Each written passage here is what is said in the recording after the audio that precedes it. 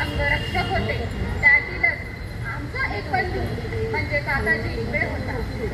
त्यांच्यावरच्या मुक्तेश्वराच्या शिलालेखात आमच्या नावाचा उल्लेख आहे.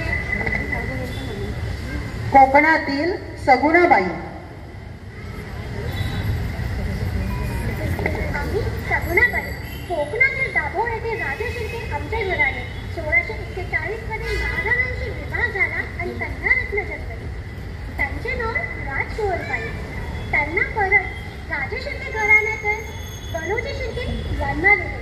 बनोजी शिर्के यांची बहीण येसूबाई त्यांना छत्रपती संभाजी महाराज यांना देऊन साठी मोठे केले आणि दोन्ही घराण्यांचे नातेसंबंध अतिशय घट्ट झाले. पण ते फार काळ टिकू शकले नाही. महाराजांच्या मृत्यूनंतर त्यांची निष्ठा डळमळीत झाली आणि देश खंड बनला. आणि 8वी पत्नी लक्ष्मीबाई. आम्ही लक्ष्मीबाई जावळीच्या विचारे कुटुंबापैकी एक म्हणजे चंद्रराव मोरे यांचे दिवाण असलेले हनुमंतराव मोरे यांची आम्ही कन्या लक्ष्मीबाई. जावळी ताब्यात घेण्यासाठी आणि जावळीचा प्रश्न कायम निकालात काढण्यासाठी महाराजांनी आमच्याशी म्हणजे लक्ष्मीबाई हनुमंत मोरे यांच्याशी विवाहसंबंध जोडले. अशा प्रकारे आम्ही लक्ष्मीबाई शिवाजी भोसले झालो.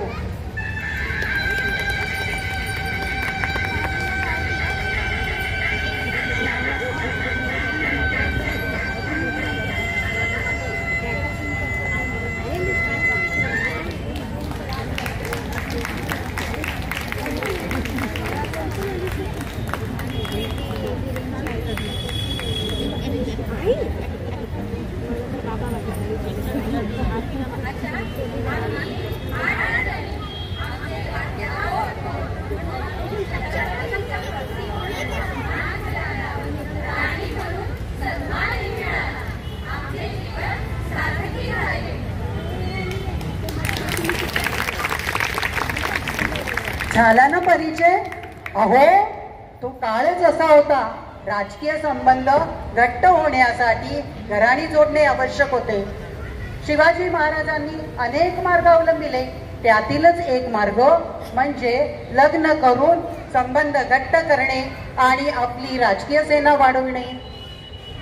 शिवाजी महाराजांनी पालकर, मोहिते, गायकवाड या सगळ्या घराण्यांशी संबंध जोडले आणि राजकीय आघाड्या तयार केल्या आणि ह्या अनेक वर्ष सेवा देत राहिल्या. म्हणूनच मी म्हणते, देशसेवा हेच कर्म.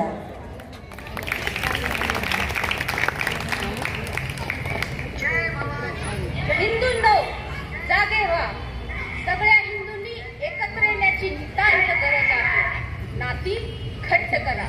स्वराज्य तर मिळालेच आहे, त्याला राज्य करायची हीच ती वेळ आहे. संधी दौडू नका.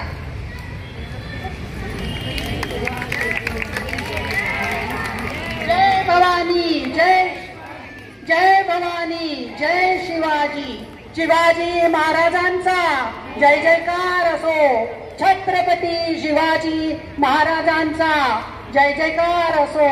जय भवानी.